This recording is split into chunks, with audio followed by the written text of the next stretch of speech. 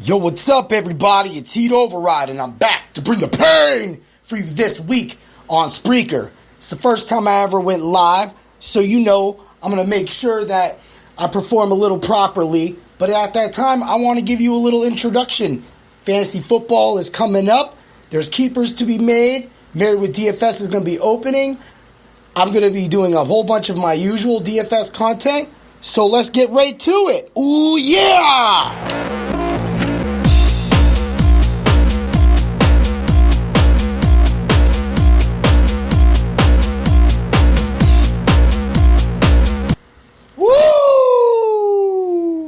What's going on, everybody? How's everybody doing? Well, let's just say that this being my first live episode, I'm probably not going to get anybody. This will probably get played later. But I just want to get into it. So, I'm Heat Override. Some people know me as Rob.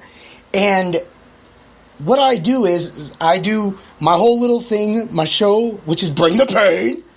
And then I do a little thing on Facebook and Twitter called Married with DFS. Married with DFS started out back in the day when me and my wife, Chrissy Ray, used to call in on Sirius XM at nighttime. And while we were on Sirius XM at nighttime, we also were calling in and talking about sports, but it was so late sometimes. Really late, people. I mean, come on, man. It sucks. Yeah. So, we would just start talking about crazy life situations, which is where a lot of things end up going. And at the end of this podcast, you will understand that. Me and my wife play DFS to win money to go on trips. I very seldom keep any of my balance on there when I hit big because we usually immediately pay for another trip.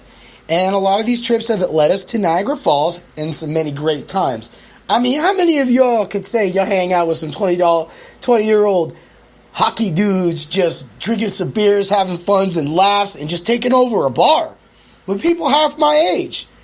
Ooh, yeah! And that's what it's all about. It's about life and living. And it's a great thing to do this daily fantasy, but the money payouts really aren't there anymore. Back in the day, $1 would win you $3,000. There's so many more different tournaments.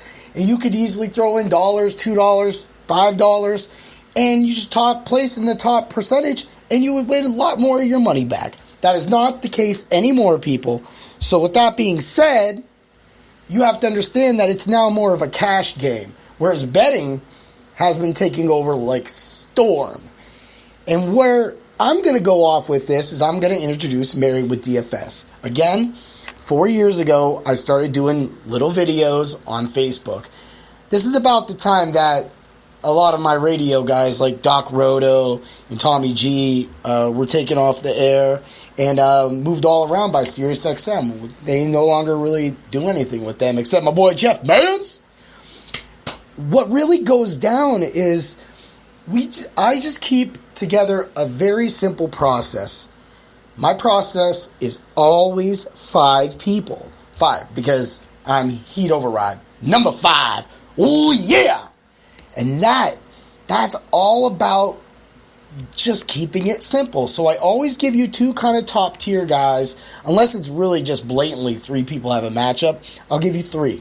But I always find low-end guys. I always find a low-end guy to get in and write up because these guys do perform. Last year, a lot of people won their championships and won money with Josh Allen for the Bills. This is a huge overlook. You can easily win with a cheap quarterback and even a cheap tight end, which is what most people do. They put tight end. It's why the catcher position kind of was almost eliminated by the first base and catcher slash. That is there because people were punting catcher, and it would pay off sometimes, but that was also skill. Now they make it too easy. Now they just give them another player they want, and that's why more money was won back in the day because everything's so easier now. So that's why it's a cash game, because there's a lot of bots out there. But before the robots catch up to you, you have to bring the pain to them. Ooh yeah. And that's what you can do by going over to my page and checking out my picks. I'm not going to say I'm the best, and I will always own my bad picks. As a matter of fact, those guys usually end up on Bring the Pain. Oh, yeah. Whereas Married with DFS, I'm nice to the guys. Maybe it's not their day. Maybe some weird shit happened on special teams. But that's what I do. I give you 5 formats, and I still give out lineups. I give out a crazy balls to the wall, stars and scrub lineup all the time. And then I give you a kind of, let's say, safe lineup. Of course, I can't give you every lineup, but if you look at my write-up, you will notice and you will know who I'm subbing a lot of these players in and out when I talk about my players to watch. So, that being said, over to betting. Now, I'm not a bettor, and I don't know all the terms. So, don't take my betting advice at all. But I will say this. When I hear about the percentages that bettors actually do win, and when I go through a season after season in fantasy football, and I'm winning, and when I'm doing my DFS, I'm constantly placing in the top 20%. This just is a no-brainer that when I do betting, or when I do, any kind of pick'ems, that usually I get, let's say, 7 out of 10 right. That's 70%. I just maintain that, have a few six win weeks, and I think at 60 to 70%, you guys can win some money. I go a lot of my gut, so I won't always go all in. But I do want to get into this stuff because why not? And I'm going to base all of my betting off of my write-up. If I think a team is going to be hot, most likely I'm going to bet them hard. So let's just talk about that. Going back to where Mary DFS is going is going to be new. So I think that will expand more minds, open up more minds, and the content is free. Free. I just do it because I don't give a crap. Look, and if one of us hits $1 million, or if I hit $1 million, the writing's on the wall. The writing's on the wall. It's all written for all of you.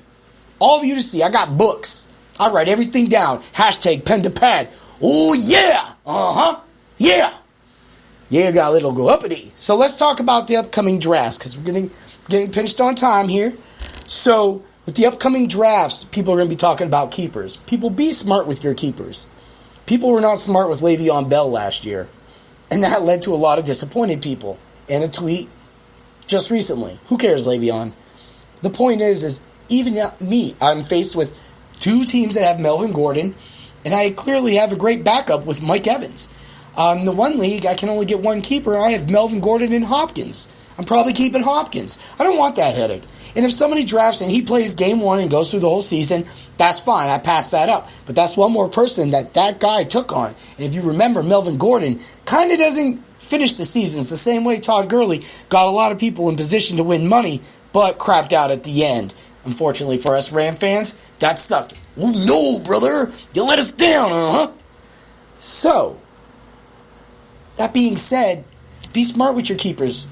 And everybody says don't keep quarterbacks. Maybe you like to keep a quarterback. Just know that you may be down a spot. So, like in my one league, I'm going to keep 2 receivers. Of course I want to go running back as my first pick. But if I see jack shit there, and, someone like Devonta Adams is out there, I'm going to take Adams and roll 3 receivers. Roll that 3rd receiver in the flex. Come and get me. That's what you got to do. Come and get me. You have D-Hop, Mike Evans, and Devonta Adams. Okay, let's do it. So, yes, be smart with your keepers. We can go into more depth with that at a later date. But let's talk about why DFS can win you money. Kiss trip. So we're going to see Kiss next Friday. This time right now, I would be completely out of my mind. I'm like, hey, Darian Lake, I got a question for you. Do you really love me? Ow! Ooh! Ah!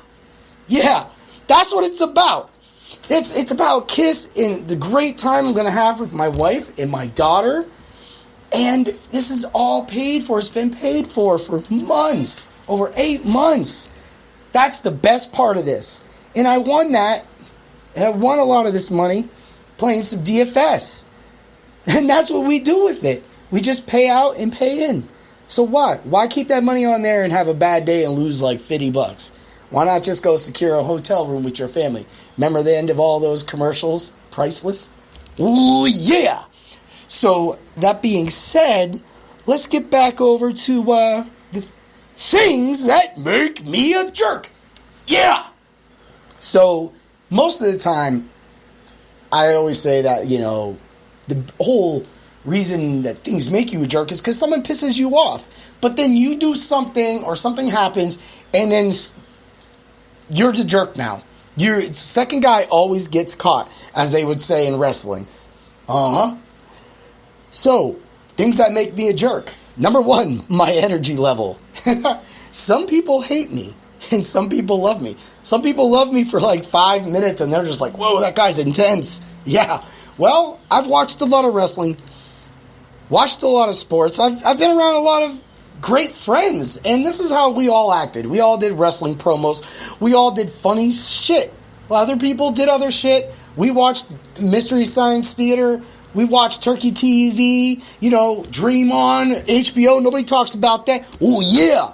We're talking about things, people. And I'm super energized all the time. I literally come at you like, wah! And people are just like, whoa! And yeah, it's a great time.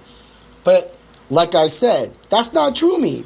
I'm always energized, but I'm a good dude straight up. So being a good dude, I will always make sure that I own everything. So if I wrong people coming at you too much, I'm sorry, Number 2, being a Rams fan. This was something I discovered at the NFC Elite group on Facebook, that accepting a loss as a Ram fan got me like 500 people of hate. Like a whole bunch of people like, the Rams suck. Yeah, we got, no, they suck. And then they had their karma come back and get them in the ass when the Rams beat the Saints. Oh, yeah. And that's why you guys force people to become jerks. Yo, you could have all your 3-point comments in the world. It doesn't matter. Our team did well enough to make it there, and we apparently didn't play well and had some injuries that were lied about. In the end, we lost that game, but we have a strong team this year. Don't get that wrong. And my number 3, haters. Look, for every person that loves you, you're always going to have somebody that hates you. I've had people hate me in my entire life. I've never wronged, and that's okay. You get it every once in a while, you run across some Twitter hate. People just want to try to put you down. Guess what? I'm going on a trip next week. You can't put me down because I'm going straight to the top. Like cream. Yeah. And that makes them mad. But some people love the energy. Some people love the passion. And that's what we're about. Ain't right? Yeah. Yeah, let's get it. Ow! Yeah, you got to love. And that's all I am. In the end, I'm a cool dude that's going to drink beers, might be a little loud, going to bring the pain, going to play DFS, going to talk wrestling, going to draw promos, and always going to make sure that I keep my content up to date on Married with DFS this going forward. And I'm going to make sure that I try to give all of you the best that Heat Override can be. Oh, yeah. That's how we're going to do it. Let's get it going, everybody. As we're done with this episode, the live, I hope y'all loved it. Let's get back to it. And we out. Ooh.